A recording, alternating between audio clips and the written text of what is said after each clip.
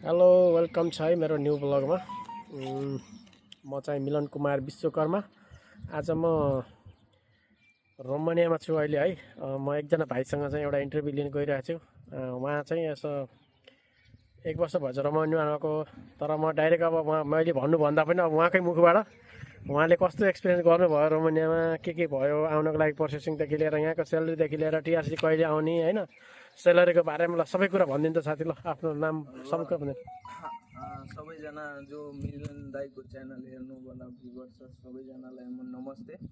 म चाहिँ दिपक कुमार अधिकारी, मेरो घर चाहिँ सर्लाही हो र दाईले सोध्नुभएको कि यहाँको भोगाई र यहाँको बसाइ कस्तो छ, के कस्तो प्रोसेसिङ टाइम छ, कति दिनमा आइपुग्छ यहाँ, म त्यो सबै इन्फर्मेसन तपाईँहरूसँग सेयर गर्न गइरहेको छु।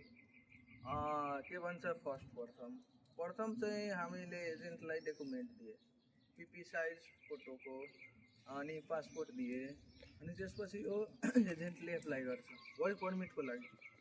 अनि के भन्छ सबमिसन डेट आएपछि त्यो के भन्छ एप्लाई गरेपछि अनि बल्ल 3 मन्थ आफ्टर के भन्छ हाम्रो वर्क पर्मिट आउँछ। त्योमा पनि प्रक्रिया छ। वर्क पर्मिट आएपछि के गर्नुपर्छ कि त्यो वर्क पर्मिट आएपछि बल्ल त्यसलाई फेरि सबमिसन डेटमा लगाइदिन्छ कि इन्टरभ्यूको डेट निस्काउनको लागि। अनि इन्टरभ्यूको एउटा के भन्छ इन्डिया एम्बेसीबाट एउटा चाहिँ डेट आउँछ। डेट आएपछि मानौ हामीहरूको 2 महिना 1 महिना पछि डेट आउँछ, यति बेला 6 महिना पनि लाग्छ, मान्छेहरूलाई 7 महिना पनि लाग्छ, फेरि अर्को वर्क पर्मिट निस्काउनु पर्छ त्यसको लागि।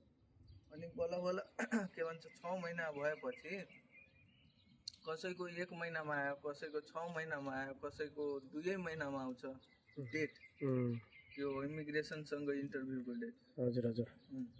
अनि वो आएपछि त्यहाँ इन्टरभ्यू दिन जाने, अनि डकुमेन्टहरू हुन्छ, वर्क पर्मिट, पासपोर्ट लिएर जाने। पासपोर्ट त एजेन्टले दिन्छ। त्यो इन्टरभ्यू जाँदाखेरि हामीहरू पासपोर्टलाई र के भन्छ वर्क पर्मिटलाई र फोटोलाई एट्याच गरेर अनि त्यहाँ इमिग्रेसनलाई बुझाउनु पर्छ। इमिग्रेसनले न्यू दिल्लीको इमिग्रेसनले इन्टरभ्यू लिन्छ, त्यसलाई के भन्छ कि सेटिस्फाई गर्नु पर्यो।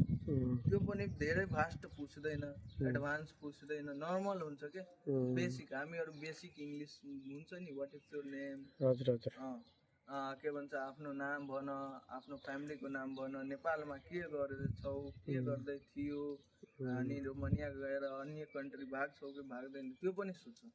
तर मेरो सजेसन यही हो कि इन्टरभ्यू त आफ्नो कन्फिडेन्ट पनि गर्नुहुन्छ, कसैको लकमा डिपेन्ड हुन्छ। म यति सजेसन दिन्छु कि यहाँ नआएर बल्कि अन्य कन्ट्री जाऊ, तर यहाँ नआऊ। यहाँको भोगाई र कठिनाइ धेरै गाह्रो छ। सोचेको जस्तो पैसा छैन, इन्टरभ्यू पनि फास्ट हुन्छ, 2 वर्ष इयर जान्छ। 2 वर्षमा के गर्न सक्छ नि मान्छे। 2 वर्षको के भन्छ 2 वर्षको एक्सपिरियन्स हामीहरू नेपालमा पनि त गेन गर्न सक्छौँ। यहाँ आएर किन? हाम्रो नेपाल सबैभन्दा बेस्ट कन्ट्री हो, हाम्रो नेपाललाई अगाडि बढाऊ, यहाँ नआऊ, कोही पनि न। म त यही भन्छु कि अनि तपाईँले जुन त्यो त ठिकै छ होइन, अनि कहाँ कुन मेन पावरबाट पक्रेर आउनुभयो त्यो त भन्न मिल्छ कि मिल्दैन होइन, नाम भन्न मिल्दैन। अनि लगानी कति लाएर आउनुभयो, अनि तपाईँ जुन रोमानिया आइसकेपछि तपाईँले भने जस्तो सेलेरी पाउनुभयो पाउनु भएन, कति सेलेरी भनेर एग्रिमेन्ट गर्नुभएको थियो, त्यसको बारेमा बताइदिनु न त। म चाहिँ प्रथम मेरो एग्रिमेन्टमा लेखेको स्यालेरी म भन्छु न ढाँटीकै। हजुर मेरो चाहिँ 4582 ल्याइ एग्रिमेन्टमा गरेको थियो, तर त्यो बापत केही छैन। यहाँ स्यालेरी त त्यति दिँदैन, 2000 मात्र ल्याइदिन्छ। त्यो कहाँ काट्छ, केमा काट्छ, फुड एकोमोडेसन के कहाँ काटेर अनि 2000 आउँछ। बुझाउने हामीहरू होइन, एनपिआरमा कन्भर्ट गऱ्यो भने त्यही 60-65 त्यो लमसममा जान्छ।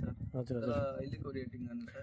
अनि जुन साथीहरू 1 लाखको सपना बोकेर आउनुहुन्छ नि रोमानियामा, कस्तो हुँदो रहेछ यहाँ त धेरै कठिनाइ छ, नआऊ, गाह्रो छ।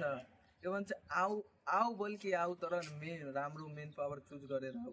त्यो भन्छ कि यति एग्रिमेन्ट मेन पावर बेस्ट हुन्छ, हाम्रो नेपाल गभर्मेन्टको तर्फबाट आऊ, गभर्मेन्टबाट हस्ताक्षर गरेको मेन पावरबाट आऊ, राम्रो मेन पावर चुज गरेर आऊ। एजेन्ट दल्लेहरूकोबाट नआऊ, यो खातेहरूसँग खातेहरू के गर्छ मान्छेहरूलाई यहाँ लाउँछ अनि फसाउँछ जाबे मुजीहरूले भन्छ कि यति स्यालेरीमा एग्रिमेन्ट गराइदिएछ मान्छेहरू त सोझो के हुन्छ नेपाली हाम्रो दाजु नेपाली दिदी बहिनीहरू सोझो हुन्छ यहाँ आएर दुःख गर्छ कि त्यही भएर आफ्नो सोचे विचारेर आउनु एनालाइज गरेर आउनु कम्पनी के कस्तो छ के त्यो छ मेरो पास के एक्सपिरियन्स छ के स्किल छ त्यो पनि गेन गरेर आउनु यहाँ आउँदाखेरि। अनि यहाँ तपाईँ सुरुमा आउँदाखेरि जस्तो खाना बस्नको लागि व्यवस्थाहरू के कस्तो थियो यहाँको मान्छेहरूले गर्ने बिहेभ तपाईँमाथि के कस्तो थियो? दुःख त दुःख हुन्छ नि अरूको देशमा आफ्नो देश जस्तो हुँदैन नि यहाँ के भन्छ अरूको देश भनेको बुझ्यो न आमा बुवाबाट टाढा त मान्छेले काम प्यारो हुन्छ के यहाँको मान्छे चाइनिज जस्तो हुन्छ। हजुर हजुर काम त काम हो पैसा दियो भने त काम त गर्नुपर्छ यो हाम्रो कर्तव्य हो हाम्रो सबैजनाको कर्तव्य हो यहाँ गर्नुपर्छ काम भनेको काम हो र म कुनै पनि मान्छे कम्पनी बसले पैसा दिँदाखेरि तिनीहरू सोचे विचारेर दिन्छ नि कि मेरो कम्पनीको यति यति प्रफिट होस् त्योको निर्माणमा पनि पैसा दिन्छ कुनै मानौ हाम्रो वेयर हाउसतिर राम्रो पैसा छ फेरि राम्रो कम्पनी पायो भने त मान्छेले कमाएकै छ नि 2 लाख 3 लाख 2.5 लाख यति कमाउनेवाला मान्छे छ यहाँ तर होटलमा वेयर हाउसमा 1.5 लाख 2 लाख कमाउने व्यक्ति छ तर हामीहरू अहिले के भन्छ स्ट्रगलिङमा छौँ। जस तपाईँको भनेको यो मतलब हो कि जो मान्छे नेपालदेखि स्किलमा आयो भने चाहिँ उहाँहरूको लागि राम्रो अपर्च्युनिटी छ रोमानियामा जो विदाउट स्किल आउनुहुन्छ उहाँहरूको लागि चाहिँ अलिकति समस्या छ होइन? समस्या छ। सो म भन्न चाहन्छु कि एक्सपिरियन्स गेन गरेर आउनु स्किल सिकेर आउनु पढेको व्यक्तिले पढाइ अनुसार स्किल सिक्नु अनि यता आउनु बल्ल बल्ल। अनि जस मेन पावरको बारेमा के भन्नुहुन्छ तपाईँले?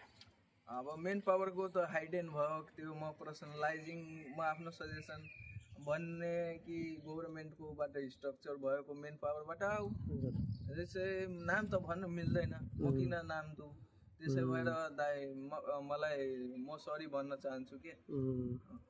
हस् हुन्छ धन्यवाद। ल ल ओके।